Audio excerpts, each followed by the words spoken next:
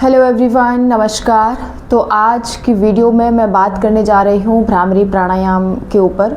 भ्रामरी प्राणायाम के लिए मुझे बहुत पहले कमेंट आया था ऑनलाइन क्लासेस में और मैं उस कमेंट को स्क्रीनशॉट नहीं ले पाई थी, लेकिन आज मैंने वो पुरानी क्लास जब देखी उसमें मैंने लाइव कमेंट देखा तो मुझे उसमें दिखा कि भ्रामरी प्राणायाम के लिए किसी ने कहा है कि हमें भ्रामरी प्राणायाम अच्छे से समझ नहीं आता है, कैसे करना है। तो उन्हीं के लिए ये वीडियो है। प्लीज़ आप लोग जो भी इस वीडियो को देख रहे हैं ज़्यादा से ज़्यादा लोगों के साथ शेयर करें। बहुत ही फ़ायदेमंद वीडियो है, आपके लिए भी फ़ायदेमंद है और जिनको आप भेजेंगे उनके लिए भी फ़ायदेमंद है। तो प्लीज़ आप सबके साथ इस वीडियो को शेयर कीजिए और चैनल पर अगर आप नए हैं तो चैनल को भी सब्सक्राइब कर दीजिए, बेल आइकन का बटन दबा दें ताकि आपको न्यू वीडियो के नोटिफिकेशन मिलते रहें। तो चलिए शुरू करते हैं। भ्रामरी प्राणायाम को कैसे करते हैं, क्या क्या भ्रामरी प्राणायाम के फ़ायदे हैं। सबसे पहले हम भ्रामरी प्राणायाम के फ़ायदे जान लेते हैं। तो जो भ्रामरी प्राणायाम है वो हमारे मानसिक संतुलन को बनाए रखता है। हमारे शरीर में हम ये कह सकते हैं कि जब भी हम तनाव में रहते हैं तो ये हमें तनाव मुक्त करता है और एंजाइटी अगर होती है उसको ये कम करता है। किसको नहीं करना चाहिए, तो जो डिप्रेशन के शिकार हैं वो लोग भ्रामरी प्राणायाम को अवॉइड करेंगे, क्योंकि भ्रामरी प्राणायाम करने के बाद आप काफ़ी इंट्रोवर्ट फील करते हो, आप काफ़ी शांत हो जाते हो। तो जिन लोगों का नेचर थोड़ा ऐसा है कि तुरंत रिएक्ट करना किसी भी चीज़ के लिए ऊपर, उन लोगों के लिए भ्रामरी प्राणायाम बहुत ही सुंदर प्राणायाम है। गुस्से पे कंट्रोल करता है। अनिद्रा का किसी को इशू है उसके लिए भी भ्रामरी प्राणायाम फ़ायदेमंद है। सोने से पहले आप इसे कर सकते हैं, आपको अच्छी नींद आएगी। तो चलिए जानते हैं भ्रामरी प्राणायाम को करने का तरीका। देखो, भ्रामरी प्राणायाम को टेक्स्ट के अनुसार जो लिखा हुआ है उसमें आपको या तो अंगूठा या तर्जनी उंगली या फिर मध्यमा या मध्यमा, तर्जनी और अंगूठा, इन तीनों में से किसी एक को अपने कानों के अंदर लेकर जाना है। कानों को बंद करना है ताकि आप बाहर की दुनिया से डिस्कनेक्ट हो सको, बाहर की जो आवाज़ है वो आपके कानों तक ना आए। और फिर उसके बाद अगला जो हमारा स्टेप है वो क्या रहेगा, आँखों को बंद करते हैं। इसमें नाक से सांस लेते हैं और नाक से ही सांस छोड़ते हैं, लेकिन दांतों के बीच में जब भी हम भ्रामरी प्राणायाम का अभ्यास करते हैं तो दांतों के बीच में हल्का सा गैप रखते हैं, जिससे क्या होगा, हमारे ब्रेन में, हमारे पूरे शरीर में वो वाइब्रेशन फील होगा। अगर आप दांतों के बीच में गैप रखते हैं तो आप उस वाइब्रेशन को प्रॉपर तरीके से फील कर पाते हैं। वो जो भ्रमर का जो गुंजन है उसको अच्छे तरीके से महसूस कर पाते हैं। होठों को बंद रखना है, जॉ को, जबड़ों को एकदम ढीला छोड़ना है और दांतों के बीच में हल्का सा गैप रखना है। आराम से गहरी लंबी सांस भरते हैं। रेचक करते हुए हम भ्रमर का गुंजन करते हैं। हठ प्रदीपिका में तो यहाँ तक लिखा हुआ है कि जब भी हम सांस लेंगे तो सांस लेते हुए भी हमें वो ध्वनि आवाज़ आनी चाहिए, ठीक है। भ्रमर का गुंजन होना चाहिए, गुंजार जो होता है, और फिर सांस छोड़ते हुए भी भ्रमर का गुंजन होना चाहिए।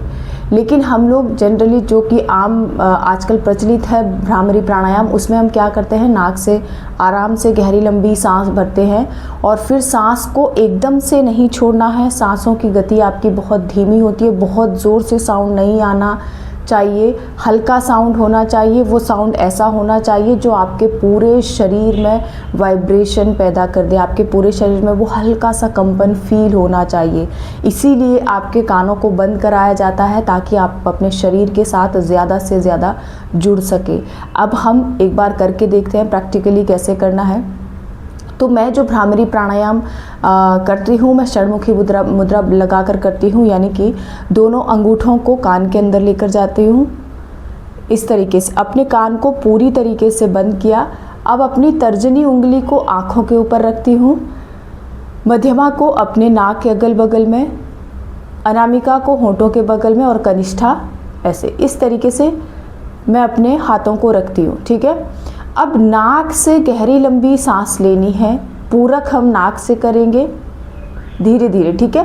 पेट को पूरा बाहर फुलाएंगे और जब सांस छोड़ेंगे तो अपने दांतों के बीच में हल्का सा गैप, अपने जबड़ों को ढीला छोड़े और उस भ्रमर के गुंजन को एंजॉय करें। गहरी लंबी सांस भरें।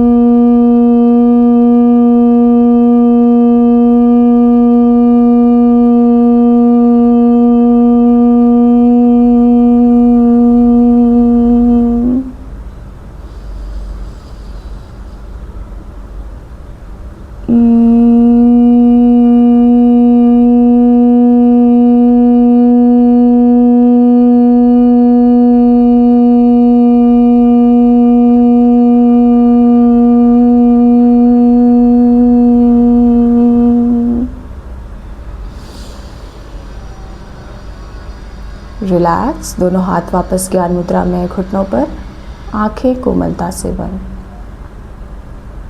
अब कुछ देर आपको इस शांति को अनुभव करना है।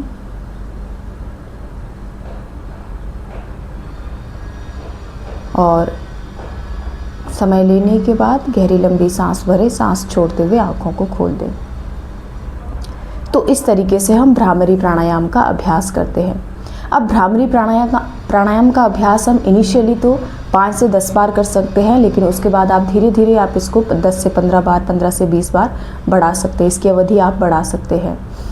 और जो लोग, अब ध्यान रखना है कि ये क्या क्या करता है, तो ये हमारे शरीर से तनाव को मुक्त करता है, हमारे शरीर से तनाव को मुक्त करता है। और अगर किसी का अनिद्रा का इशू है उसको भी ये ख़त्म करता है। और जिन भी लोगों को एंजाइटी होती है उनके लिए ये अभ्यास बहुत ही सुंदर अभ्यास है। आपके ब्लड प्रेशर को नॉर्मल करता है। ओवरऑल ये बहुत ही सुंदर प्राणायाम है। अगर किसी का ऑपरेशन भी हुआ है तो उस कंडीशन में भी आप भ्रामरी प्राणायाम कर सकते हैं। हाँ, लेकिन किनको नहीं करना है, जो लोग बहुत कम बोलते हैं, जो लोग इंट्रोवर्ट होते हैं, जो लोग डिप्रेशन के शिकार होते हैं, या फिर जिनके कानों में कोई अभी अगर कर्ण रोग से संबंधित कोई इशू है आपको, तो आप इस अभ्यास को अवॉइड करेंगे। जब आपके कानों का रोग ठीक हो जाए या कानों से संबंधित जो भी आपकी समस्या है, उसके बाद आप इस अभ्यास को कर सकते हैं। ठीक है। जब भी हम भ्रामरी प्राणायाम का अभ्यास करते हैं, हमें इतना ध्यान रखना है कि जो वो इस तरीके का जो साउंड, जो भ्रमर का साउंड होता है, वो आपको प्रॉपर तरीके से सुनाई देना चाहिए। और जब आप एक बार उस साउंड को पकड़ लेते हैं तो उसी के साथ आपको बने रहना है।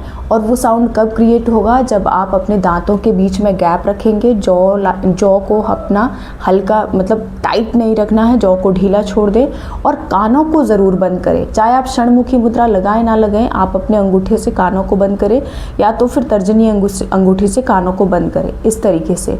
और यहाँ पर आपको पूरक नाक से ही करना है, रेचक भी नाक से करना है। रेचक करते हुए आपको एकदम से ऐसे नहीं करना है, एकदम स्लो सामान्य स्थिति में आपको एक्सेल करना है। और धीरे धीरे वो जो ऐसा साउंड आपको सुनाई देगा, उसके साथ आपको बने रहना है। वो पूरे शरीर में आपके कंपन पैदा करेगा।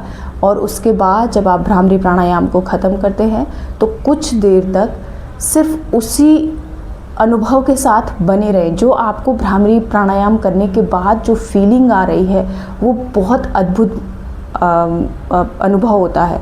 उसके साथ आप कुछ देर बने रहें, फिर सामान्य श्वास प्रश्वास लेके आंखें खोलें। ठीक है। तो ये था हमारा भ्रामरी प्राणायाम किस तरीके से करना है। आपको समझ आ गया होगा कौन कौन कर सकता है। अगर किसी को ऑपरेशन भी हुआ है तो भी कर सकते हैं, लेकिन अगर कोई बहुत ही ज़्यादा इंट्रोवर्ट है, कि कोई डिप्रेशन का पेशेंट है या किसी को कानों से संबंधित कोई रोग है, तो उस कंडीशन में आप भ्रामरी प्राणायाम को अवॉइड करेंगे। Thank you, thanks a lot.